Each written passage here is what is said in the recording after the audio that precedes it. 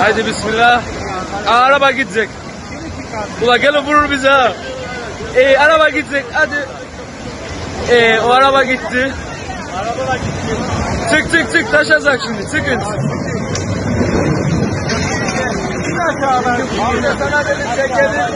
Ben dedim sana Hamza yapamamışsın onu.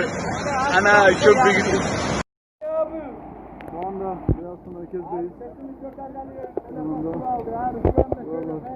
bayağı bir sıkıntı. Hiçbir şekilde bir geçiş yok. Almıyor artık. O da orada kaldı. Çok perişan bir halimiz var, bekliyoruz. Ambulans aşağıda bekletiliyor. Buralar böyle. Bir araba çıktı ama Röptör'de bir araba geçti ama şu anda yine hiçbir şey.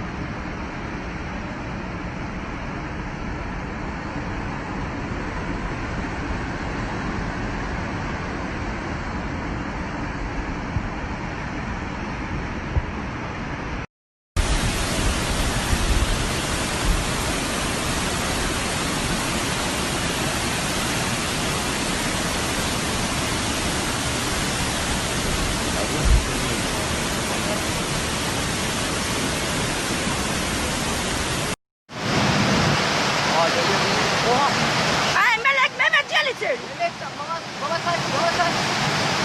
Ay la ilahe illallah Muhammedun Resulullah. La ilahe illallah Muhammedun Resulullah. La ilahe illallah Muhammedun Resulullah. La ilahe Mehmet nerede? Mehmet nerede? Mehmet. Neresin Mehmet? Baban gitti. Baban dikkat et, baban gitti. Baban gitti. Baban gitti gel. Gel içeri. Gel içeri baban